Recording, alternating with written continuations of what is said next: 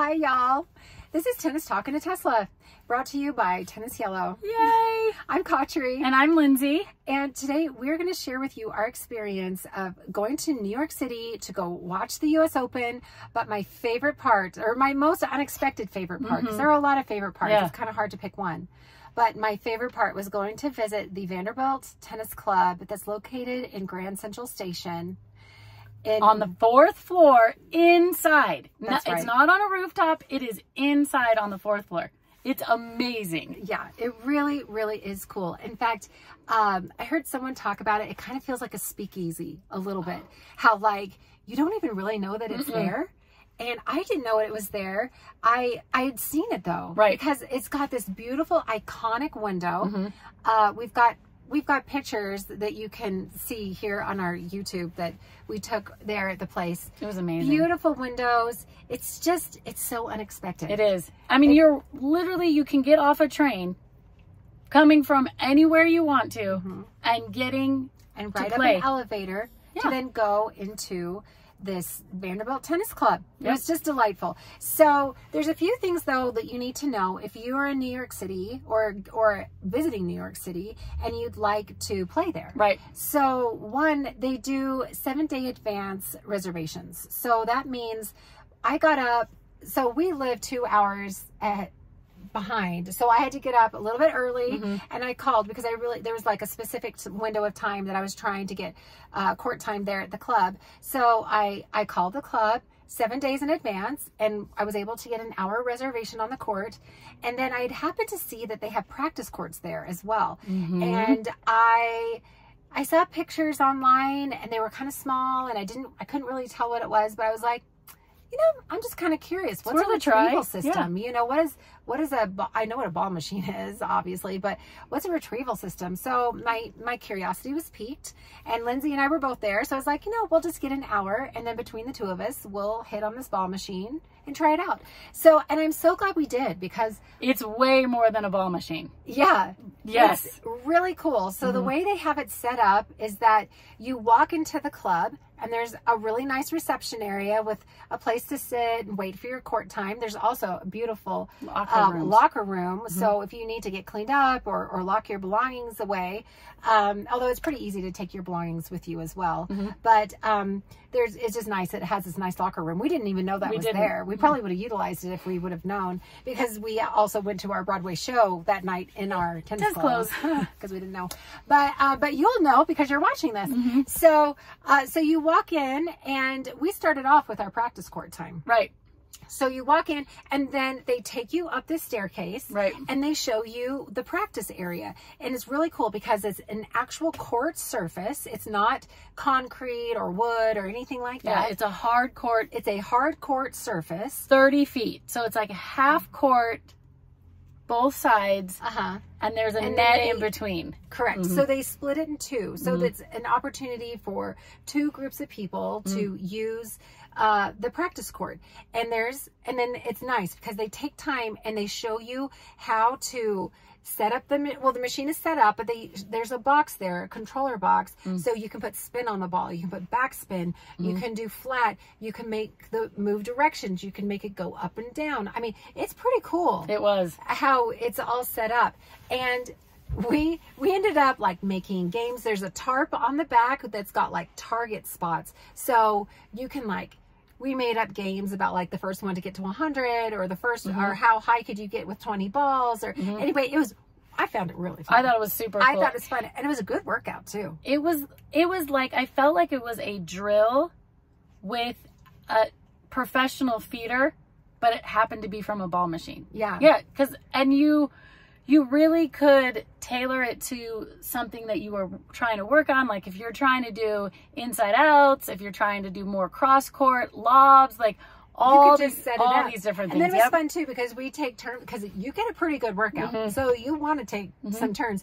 So it was neat because I'd sit at the box and I'd like change the controls on Lindsay, and she'd have to like figure out like how to hit. And then I think you were doing the same when I was hitting too. Like let's make it more of a lob. Let's make it lower. Let's make it more of a slice. It was really cool, fun, because sometimes with a ball machine, it can get very monotonous. You're doing the same all the time because also the ball machine is so far away. Right. So this is nice because well, the ball machine is where the ball machine is, but the box is actually closer to where you are, so you can adjust the settings. Right. And it was really cool because by the time we had gone through a few rounds, we had figured out how the machine needed to be set up for the best feed. Angles. Yeah. And there was a very short learning curve. I thought it would be a longer learning curve, but it was short. Yeah. And the guy who developed it was practicing or coaching this girl next to us. Right. Mel was amazing. He's done so the coolest cool. things. Yes. So cool. Has developed the machine. He's done really cool things with like pros for movies and like preparing people for, I guess, King Richard. He did stuff with the actress who was Serena.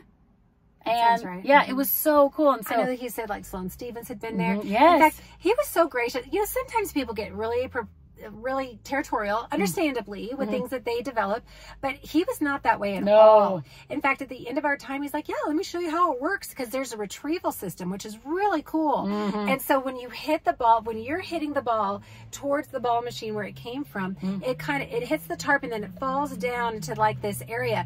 And Lindsay was saying it kind of reminded her of skee ball, like, you know, it funnels to a center and then it feeds back up into the machine. And so it's got this retrieval system. So now there's some that don't go into the retrieval system, so you have to pause the machine and collect a few balls.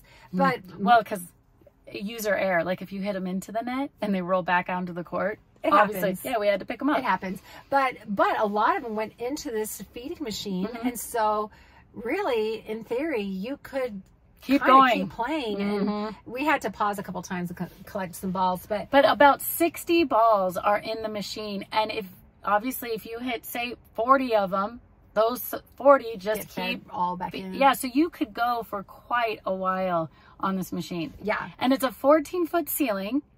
So it's not like you're going to be practicing these, like, moonball lobs. Sure. But you can get really good drop shots. You could still work on swinging volleys. Everything. You could work on just about everything except maybe executing a lob. Right. An offensive lob is probably the only main. You could even work on serve. Right. If you wanted to. We watched a girl work on serve. The lady was working on serve on the practice court next to us. So anyway, it is such a cool find. Like, I feel like the practice courts at the Vanderbilt were maybe one of the best finds that we had on our trip to New York.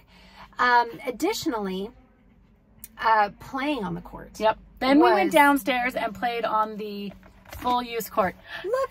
This is my dog. This is Lindsay's doggy, little Ozzy. He's such a little pet. Look, oh, his girl's going to practice. I know. He's so cute. Yes, you're welcome. I know this is going to be the best part of the video right here. No, he's so cute. So the hour that we had reserved on the Vanderbilt courts, Beautiful. I enjoyed so much. I don't play a lot of singles, so we played a few games of singles, which was really, really fun.